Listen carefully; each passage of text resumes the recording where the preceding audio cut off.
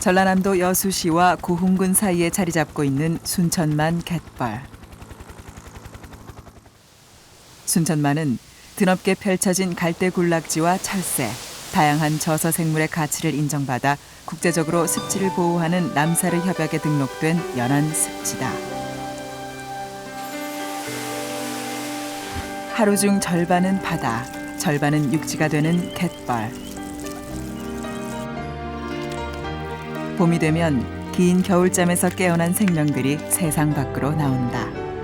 말뚝망둥어다. 몸 길이는 10cm에 불과하지만 녀석의 점프력은 대단하다.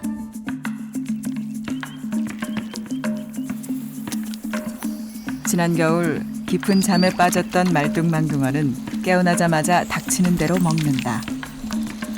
육식을 하는 말뚝망둥어의 먹이는 갯벌의 갯지렁이나 새우 같은 것들이다.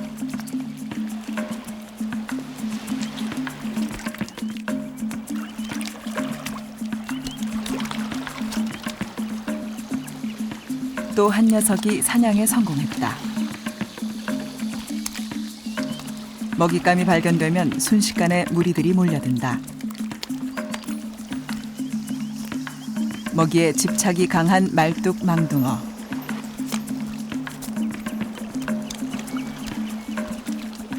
서로 경쟁하고 싸우느라 제대로 먹는 녀석이 없다. 한 놈은 새우의 날카로운 수염에 찔리기까지 했다. 그야말로 혈투다.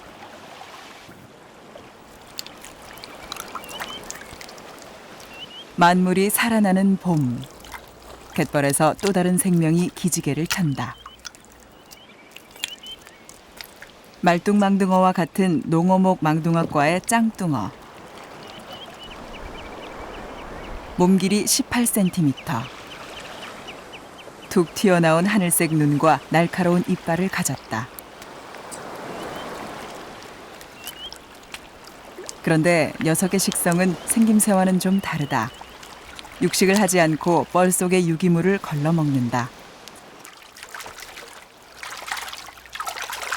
짱뚱어는 물속에서도 헤엄을 잘 치지만 땅 위도 능숙하게 기어다니는 수륙 양용 물고기다.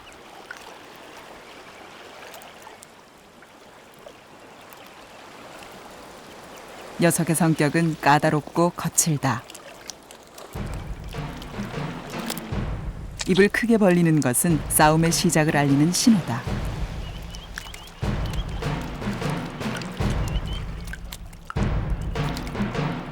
자신의 영역을 조금이라도 침범하면 반드시 싸움이 벌어진다. 지느러미를 곧게 펴 상대를 위협하고 날카로운 이빨을 사용해 공격한다.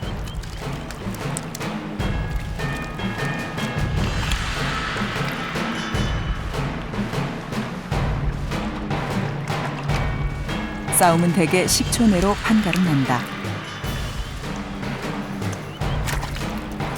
하지만 때로 길고 격렬한 싸움이 벌어졌을 때 진 녀석은 대가를 치러야 한다. 무리에서 쫓겨나거나 집단 따돌림을 당한다. 한동안은 숨어 지내는 게 상책이다.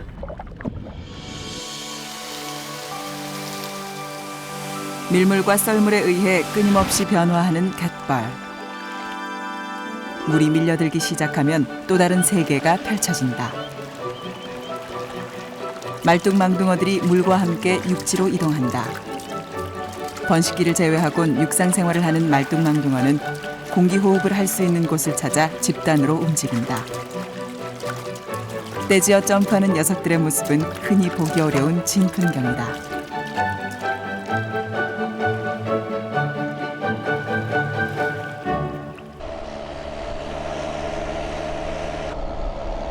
한편 논에서는 썰의 질이 한창이다. 한 해 농사를 시작하기 전 흙덩어리를 부숴 논바닥을 평평하게 다지는 것이다.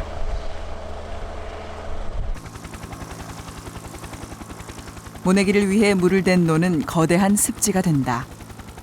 2008년 11월 창원에서 열린 람사르 총회에서는 논 습지 결의안을 채택했다. 습지로서 논의 생태, 문화적 가치를 인정하고 보호하자는 취지다.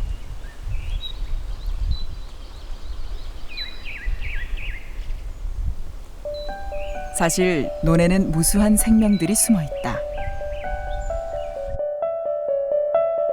마른 흙 속에 알 상태로 묻혀있던 물벼룩. 논에 물이 들어오면 깨어나 활동을 시작한다. 우아한 자태로 누워서 헤엄치는 이 녀석은 풍년새우다. 유기물이 풍부한 토양에서 살기 때문에 풍년새우가 많으면 풍년이 든다고들 한다. 암컷은 배에 알주머니를 달고 있다. 풍년새우는 모내기를 전후한 짧은 기간 동안 성장하고 번식한다.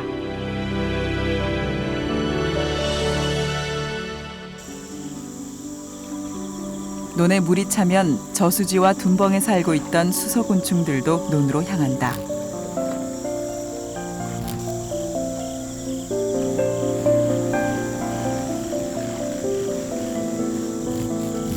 얕은 물과 먹이를 찾아 나서는 비행. 수소곤충들의 집단 이주가 시작된다.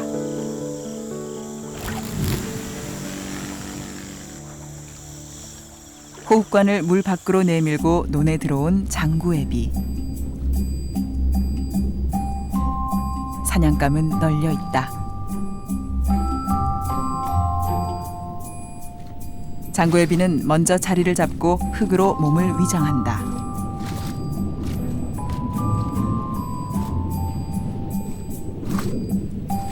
풍년새우들이 속절없이 걸려든다.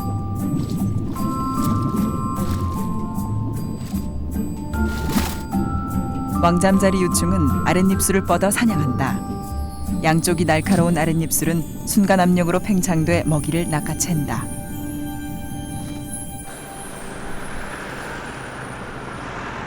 어느새 모내기가 한창인 논.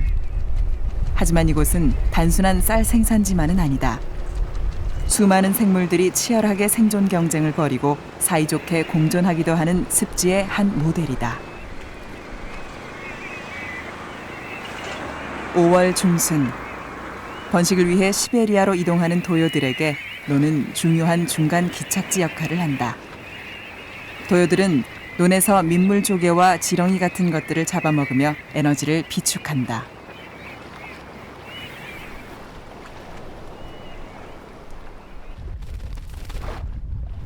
멸종위기인 저어새에게도 논은 습지다. 저어새는 주걱 모양의 부리를 좌우로 흔들면서 먹이를 잡는다. 주로 논에 있는 물고기나 민물새우, 물달팽이 같은 것들이다.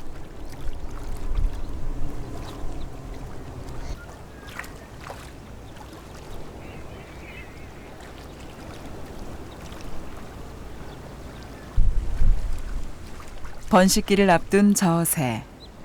부리에 물을 적셔 상대방의 깃털을 다듬어주는 것은 특유의 애정 표현이다.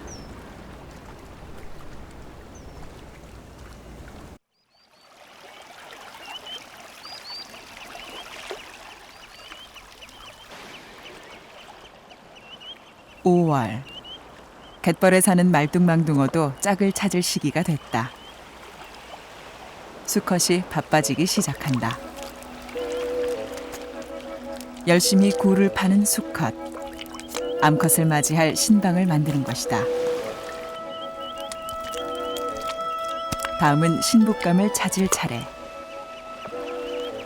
마음에 드는 암컷을 발견하면 등 지느러미를 펴서 서로의 의사를 확인한다.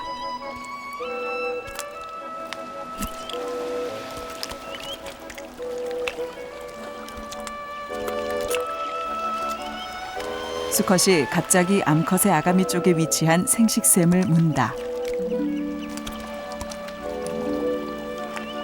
생식샘을 자극받은 암컷은 마법에 홀린 듯 구부정한 자세로 수컷에게 접근한다.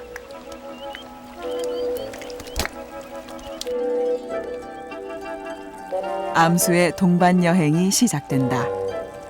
수컷은 멀리서도 암컷이 알아볼 수 있도록 몸 색깔이 급격하게 변한다. 이른바 혼인색이다.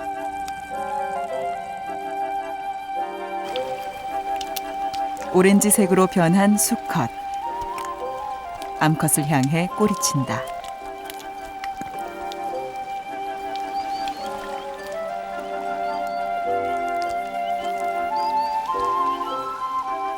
수컷은 암컷이 잘 쫓아올 수 있도록 간격을 조절하며 천천히 앞으로 나아간다.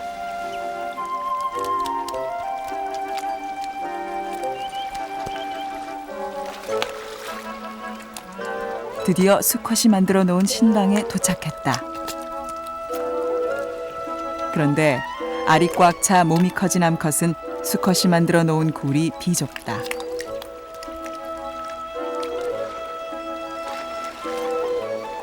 마음이 급한 수컷은 암컷을 재촉하고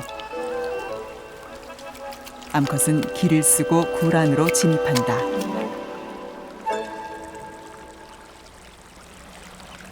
그리고 10분이 지났을까.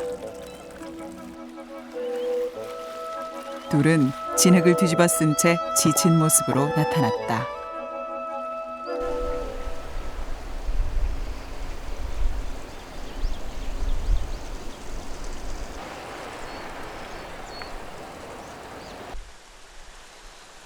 또 다른 습지인 논에서도 짝짓기가 시작됐다.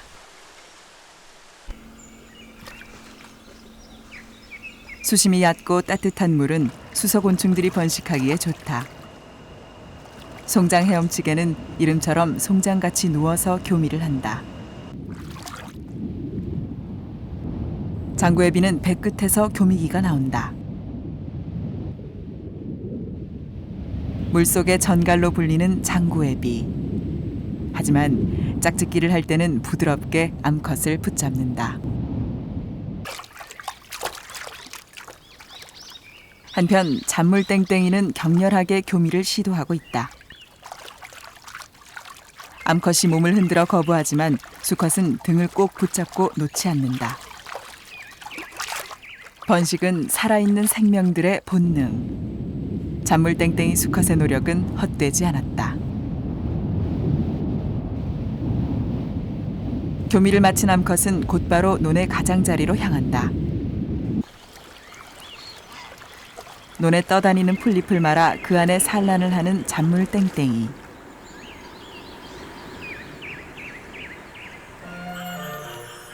암컷은 풀잎 속에 촘촘히 60여 개의 알을 낳았다.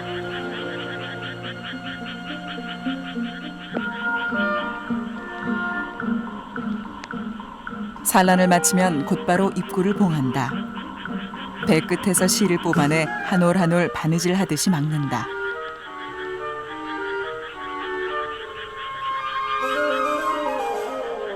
이렇게 만들어 놓은 산란방은 방수가 되면서 공기는 통한다. 무게중심이 아래에 있는 삼각형 구조라 뒤집히지도 않는다.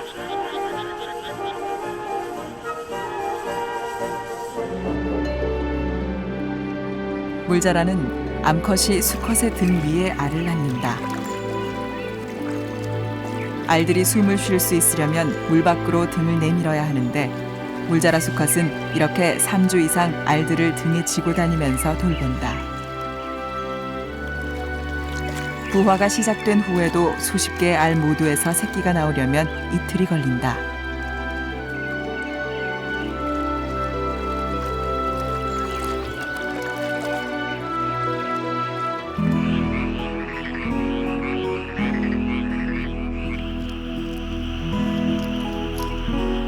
어미가 풀잎과 실로 만든 산란방에서 잔물땡땡이도 부화를 앞두고 있다. 새끼는 알에서 깨자마자 입구를 찢고 나온다.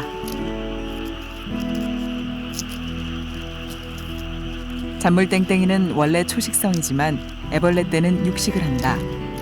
강한 턱으로 깔딱이 유충 등을 잡아먹으면서 살아간다.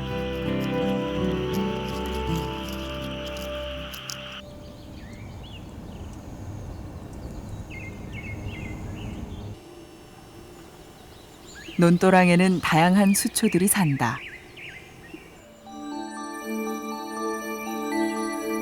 물 위에 떠서 자라는 생이가래는 잎으로 수분과 영양을 흡수하고 생식하는 부유식물이다.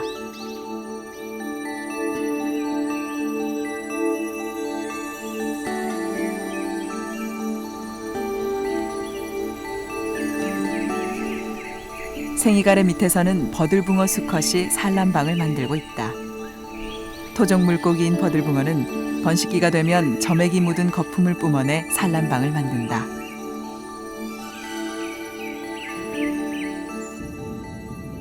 이 무렵에는 암컷을 차지하기 위한 경쟁이 치열하다. 몸 색깔이 화려하게 변한 수컷이 암컷에게 다가가 구애를 한다.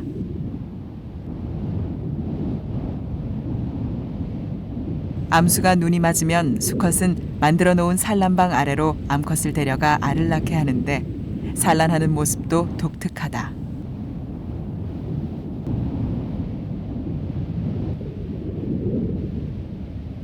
수컷이 몸을 구부려 암컷을 감싼 후 알을 짜내듯 산란하는 것이다.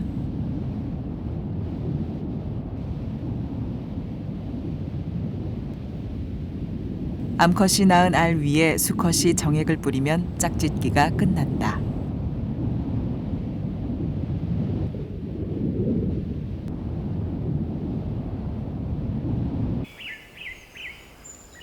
공기방울 사이에 놓인 알은 부착력이 강해 쉽게 흩어지지 않는다. 새끼들이 태어날 때까지 수컷은 산란방을 떠나지 않고 알을 지킨다. 그러나 쉽지 않다.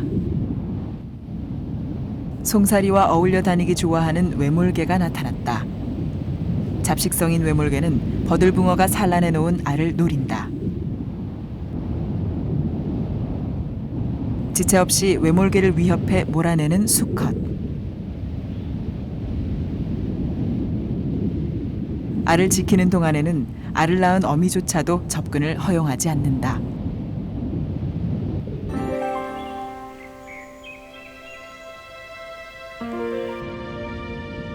아비의 정성 속에 알은 점점 자라 부화를 앞두고 있다.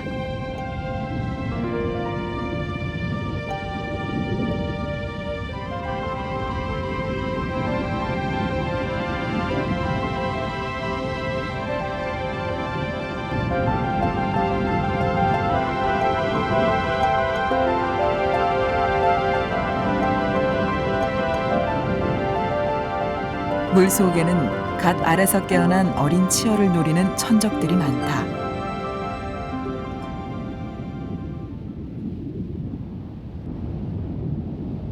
버들붕어는 보호구역을 이탈하는 새끼들을 입에 물어 안전한 곳으로 옮긴다. 새끼들이 알에 붙어있는 영양분을 다 빨고 능숙하게 헤엄칠 수 있을 때까지 보호하는 수컷의 부성애는 각별하다.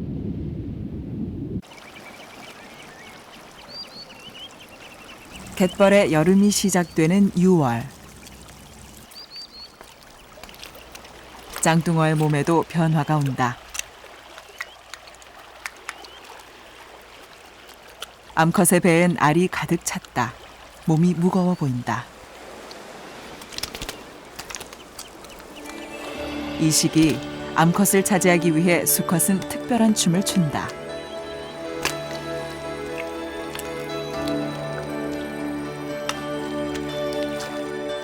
뱀처럼 기고 새처럼 하늘을 난다. 공중구애는 평평한 갯벌에서 자신을 알리려는 짱뚱어 특유의 번식 전략이다. 암컷 하나가 접근해 왔다.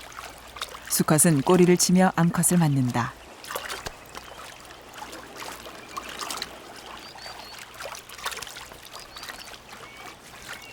말뚝망둥어와 마찬가지로 짱뚱어도 수컷이 산란구를 만들어 암컷을 인도한다.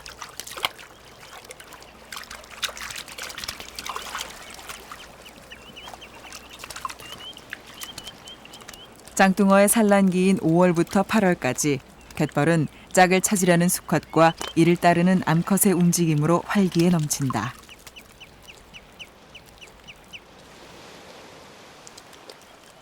그렇다면 짱뚱어의 신방은 어떤 모습일까?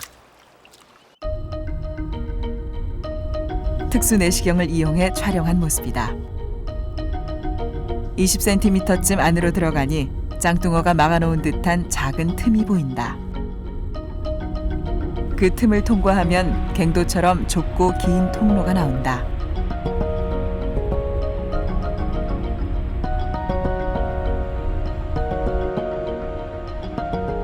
갱도는 다시 여러 갈래로 갈라지는데 그중 한 곳에 다다르자 마치 금광처럼 눈부시게 빛나는 것들이 눈에 띈다. 짱뚱어의 알이다. 노랗게 반짝이는 6천여 개의 알이 부화를 기다리고 있다.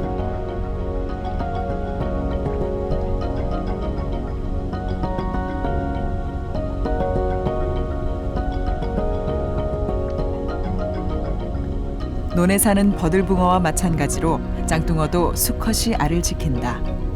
암컷은 알을 낳고는 곧 굴을 빠져나간다. 알이 부화하기까지는 약 일주일. 그때까지 수컷들은 긴장을 늦출 수 없다. 이 시기 커다란 위협이 되는 것은 말뚝망둥어다.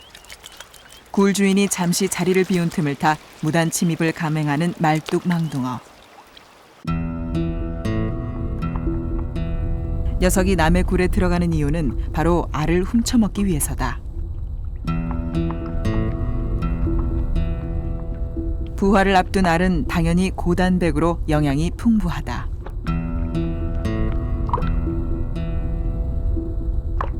말뚝망둥어는 남의 굴을 돌아다니며 태연하게 알을 먹어치운다.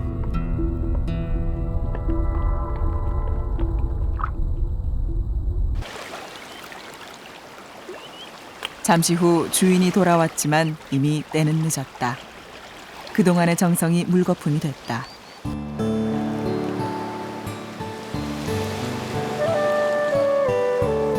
낮 동안 뜨겁게 갯벌을 내리쬐던 여름 태양이 갈대밭 너머로 사라질 무렵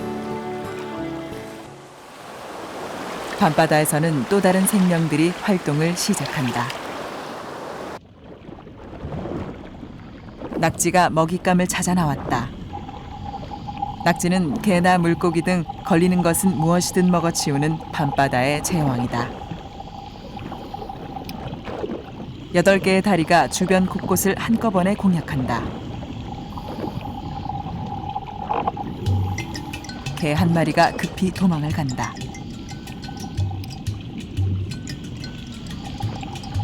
또 다른 사냥감이 포착됐다. 낙지가 좋아하는 농개다. 일단 낙지의 사정권에 들면 어느 누구도 빠져나가기 어렵다. 낙지는 다리마다 촘촘히 박혀있는 빨판과 엄청난 힘으로 딱딱한 농개를 부숴먹는다.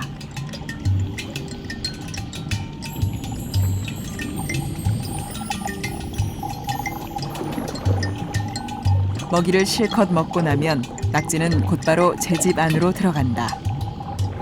철저히 야행성인 낙지는 진흙 속에 굴을 파고 살면서 낮 동안에는 움직이지 않는다.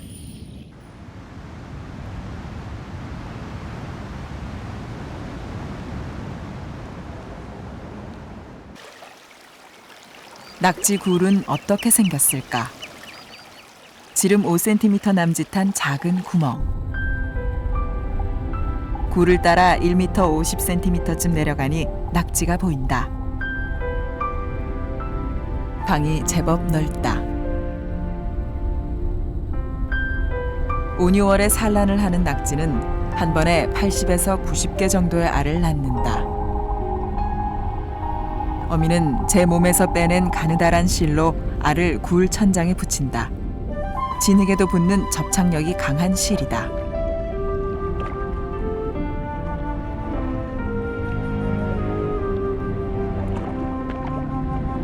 알이 부화하기까지 100일. 그때까지 어미는 먹지도 않고 굴 속에서 알을 돌본다.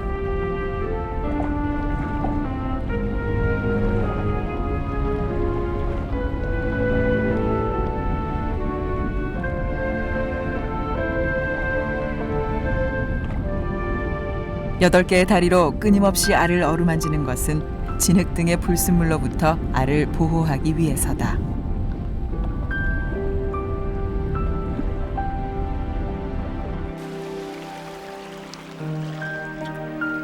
갯벌에서 살아가는 수많은 생명들. 눈썹참 개지렁이도 그 가운데 하나다.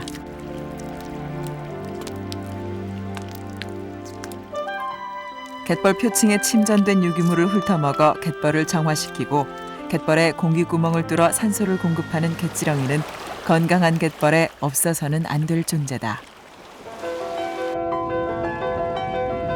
번식기가 되면 눈썹참 갯지렁이의 몸은 촌충처럼 납작하게 변한다. 본래 모습과는 전혀 다르다. 암수가 제자리를 빙빙 돌며 헤엄을 치면 교미가 시작된 것이다.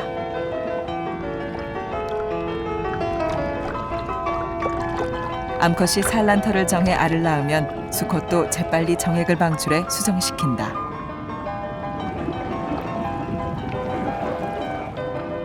한 번에 낳는 알의 수는 2만에서 4만 개 정도. 한 쌍이 산란을 하면 다른 녀석들도 집단으로 몰려들어 알을 낳고 정액을 방출하기도 한다.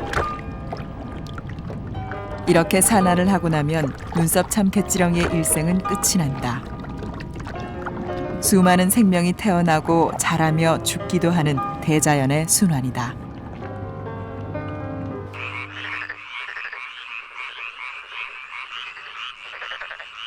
논에 사는 참개구리가 밤을 지키는 동안 물속에서는 거머리가 은밀하게 이동 중이다.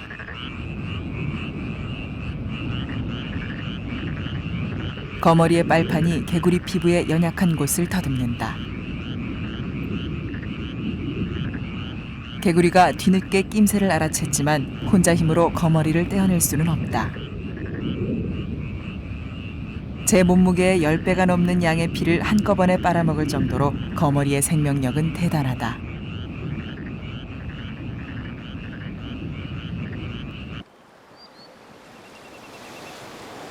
갯벌은 모래 해안에도 발달해 있다.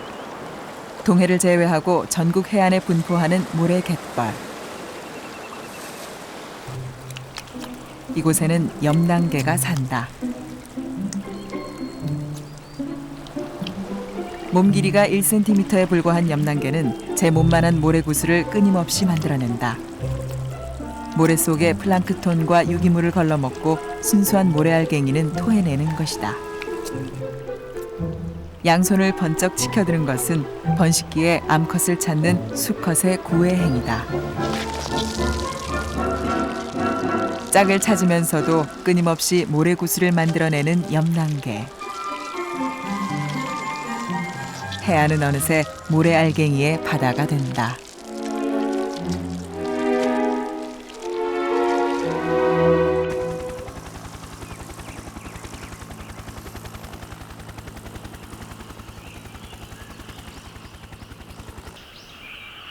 여름이 깊어가면서 논에서는 벼들이 하루가 다르게 성장하고 있다.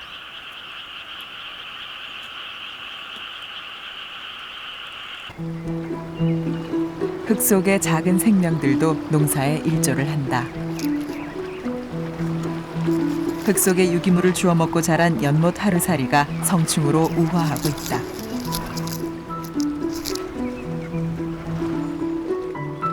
지렁이는 땅을 경작하는 농부로 불린다. 머리를 땅에 박고 꼬리를 흔들며 호흡하는 아가미 지렁이. 흙을 숨쉬게 하고 유기물을 순환시켜 식물의 성장을 돕는다.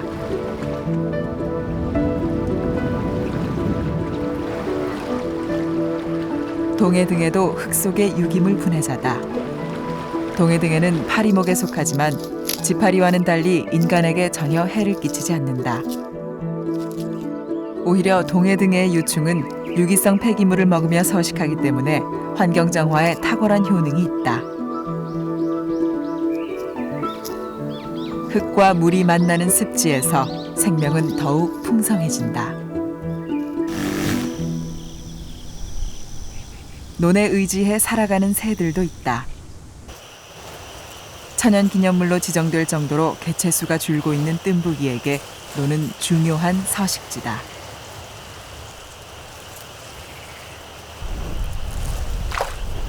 흑백의 깃털과 긴 다리로 우아한 자태를 뽐내는 장다리 물대새도 논에서 짝을 찾고 새끼를 키운다.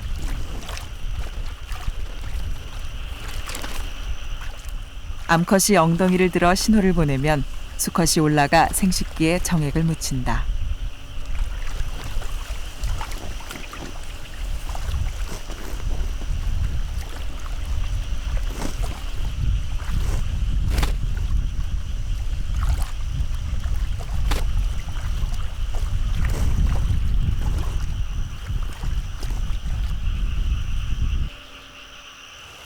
짝짓기를 마친 장다리 물대새 부부가 논 한가운데 둥지를 마련했다. 한 번에 3개에서 5개의 알을 낳는 장다리 물대새.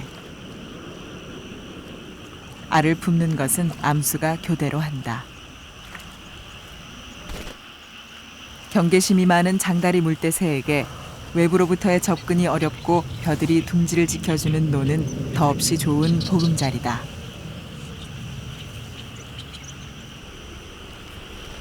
희귀철새인 호사도요도 논에서 발견됐다.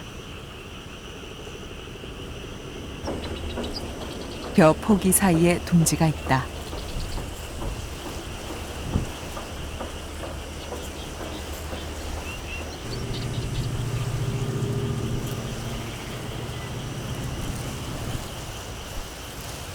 호사도요는 일처다부제 습성을 가진 새로 수컷이 알을 품는다.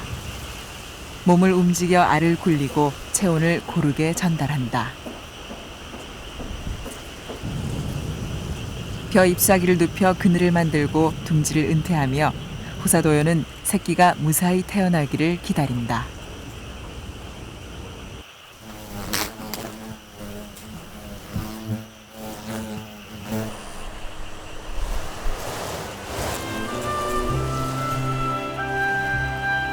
(8월이) 되면 해충들이 논으로 몰려든다.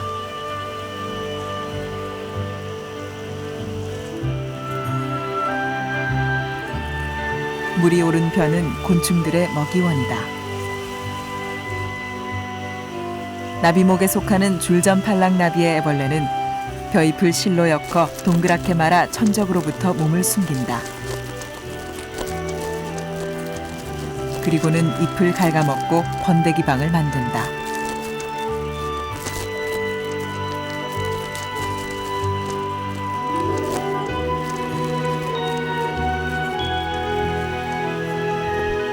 또 다른 해충도 움직인다.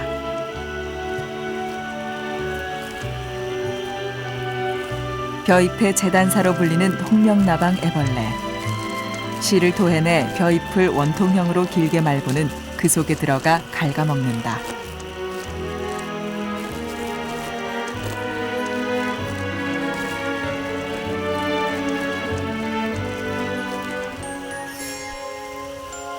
하지만 해충들의 천적도 있다.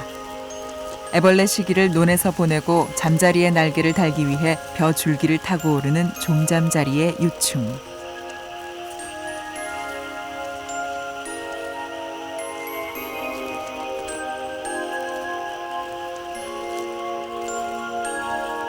껍데기를 빠져나온 몸에 혈액이 보내지고 날개가 펼쳐지면 성충으로 변신해 논의 해충을 잡아먹는 포식자로 살아간다.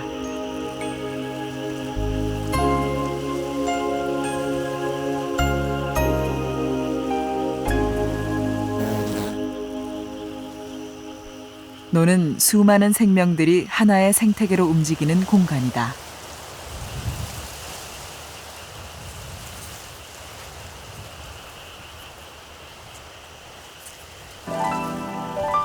벼가 성장해 가면서 논에 사는 습지 식물들도 하나 둘씩 꽃망울을 터뜨린다.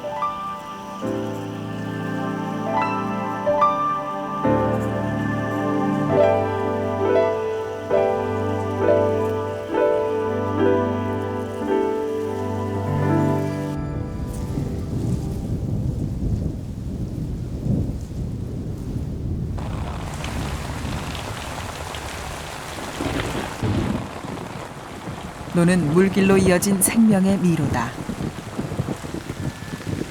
비가 와서 물고가 터지면 논과 논도랑은 하나로 연결된다.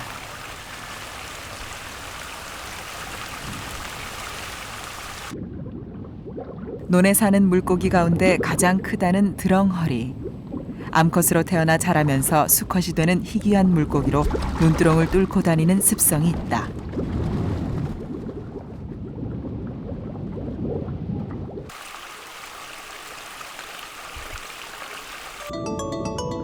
논과 논도랑을 가장 활발하게 왕래하는 녀석은 송사리다. 송사리는 배에 알을 붙이고 다닌다. 포도송이처럼 생긴 알덩어리는 실로 연결돼 있다. 몸이 작아 산란수는 많지 않지만 1년 내내 산란하는 습성이 있다.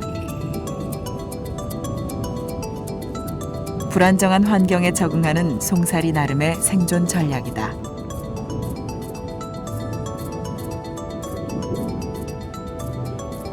수정된 알을 매달고 다닌 지 8시간. 송사리가 물풀에 알을 붙인다.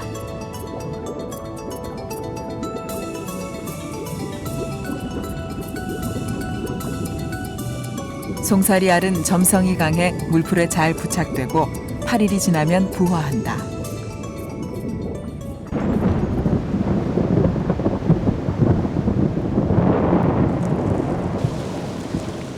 갯벌에도 비가 내린다. 하루가 멀다 하고 찾아오는 장맛비. 새들은 굳이 피하지도 않는다. 말뚱망둥어도 꼼짝 않고 비를 맞는다.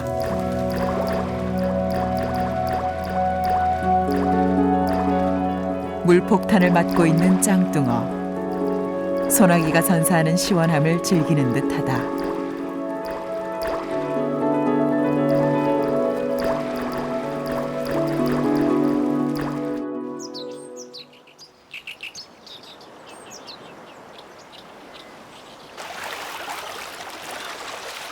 비가 개고 나면 바빠지는 녀석들이 있다. 갯벌의 최상부, 물이 별로 없는 건조한 곳에 사는 농개. 비가 온 후엔 집을 수리하는 습성이 있다.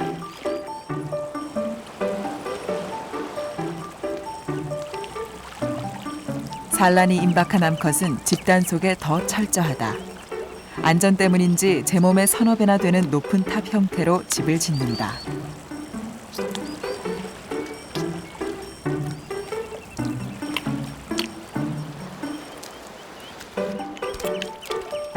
알이 찬 암컷을 찾아다니던 수컷 하나가 암컷에게 접근한다.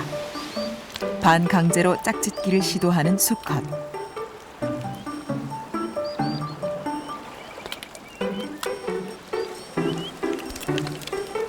그러나 암컷이 순순히 말을 듣지 않는다. 마음에 맞는 상대를 만나면 암컷은 배갑을 열어 수컷을 받아들인다. 이렇게 갯벌의 생명들은 세대를 이어가며 살고 있다.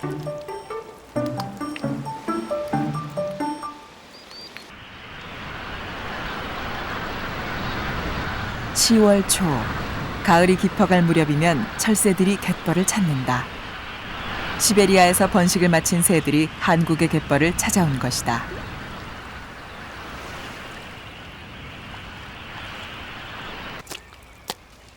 새들이 나타나자 칠개들이 긴장하기 시작한다. 부리가 짧은 흰 물대새. 갯벌에서 100m 달리기 대표 선수다.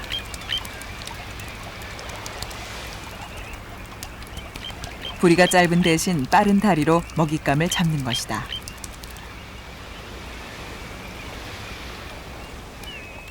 이렇게 빠른 속도로 흰 물대새는 먹잇감을 낚아챈다. 검은 가슴 물대새는 갯지렁이를 주로 먹는다.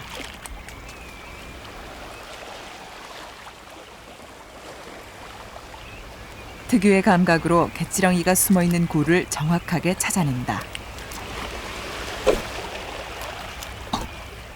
부리 길이가 18cm나 되는 알라꼬리 마도요는 칠개잡이 선수다. 아래로 휜 부리가 칠개 구멍을 공략하기에 적합한 구조기 때문이다. 칠개는 우리나라 갯벌에서 가장 흔한 종이다. 먹잇감이 풍부하니 사냥에도 여유가 넘친다.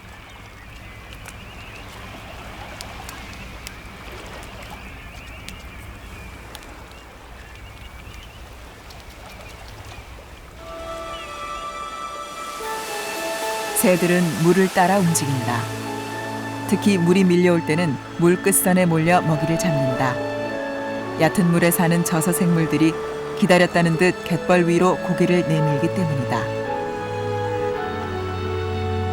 물이 육지 가까이 밀려와 설 공간이 좁아지면 그제서야 새들의 대규모 이동이 시작된다. 이렇게 새들은 바닷물이 갯벌을 완전히 덮는 순간까지 갯벌에 의지하며 먹이 활동을 한다.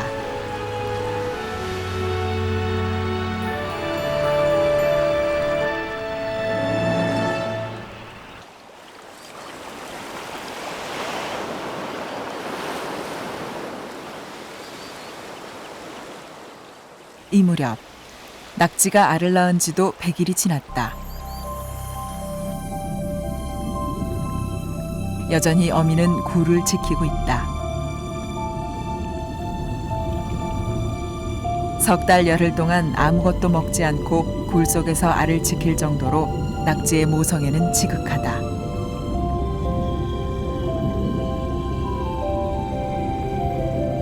기력을 상실해 새끼들의 부화를 보지 못하고 죽는 어미들도 있다.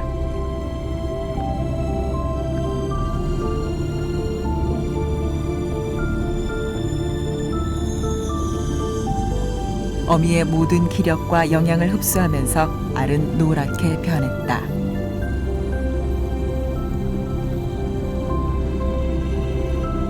마침내 새끼들이 꿈틀거린다.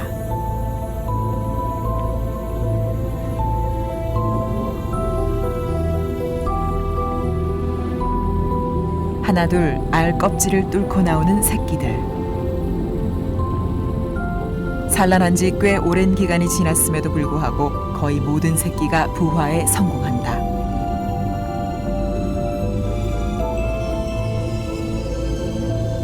어미의 산란방에서 나온 새끼가 처음으로 갯벌에 고기를 내민다. 녀석들은 본능적으로 먹잇감을 찾는다. 사냥 능력이 없는 새끼는 처음엔 다른 생물들이 먹다 남은 먹잇감에 달려든다.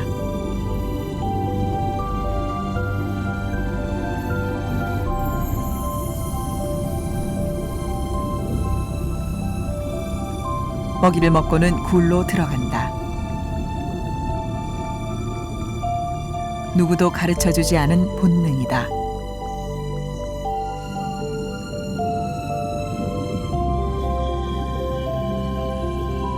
새끼 부화에 모든 힘을 쏟은 어미는 생을 마감했다. 어미 낙지를 둘러싼 것은 새끼가 아니라 물고기 치어와 고둥들. 이렇게 어미 낙지는 다시 자연으로 돌아간다.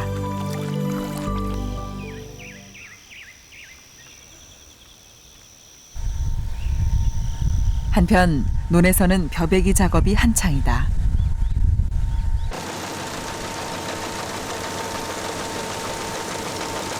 모내기를 한 지 6개월. 그동안 인간과 생물들이 함께 키워낸 벼들이 풍요로운 결실을 맺었다.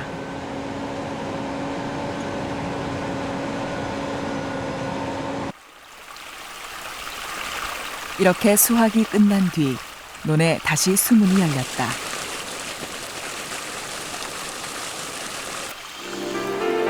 수확 작업이 끝난 들녘이 다시 습지로 변하고 있다.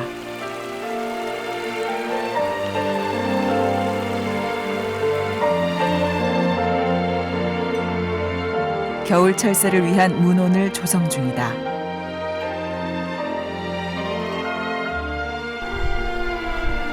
기러기와 오리들이 물된 논에 앉는다.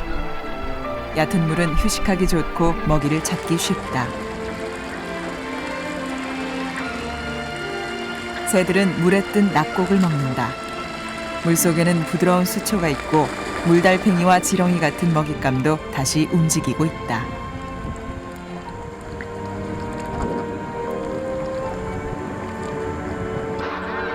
새들의 습지가 된 겨울 문온에 평화로운 하루가 저문다.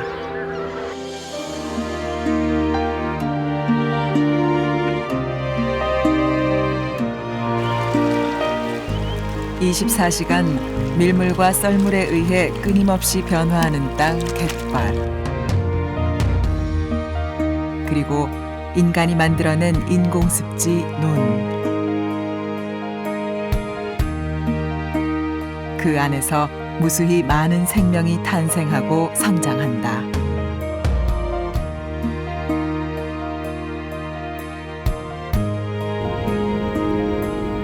치열한 생존 경쟁 속에서도 또 다른 세대의 삶이 이어지고 먹고 먹히는 먹이사슬의 잔인한 법칙 또한 존재하는 곳. 거친 환경이지만 습지는 오늘도 생명을 품는다.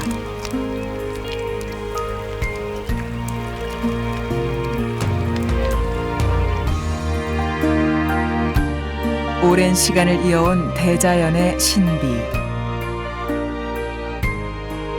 습지는 이렇게 살아있다.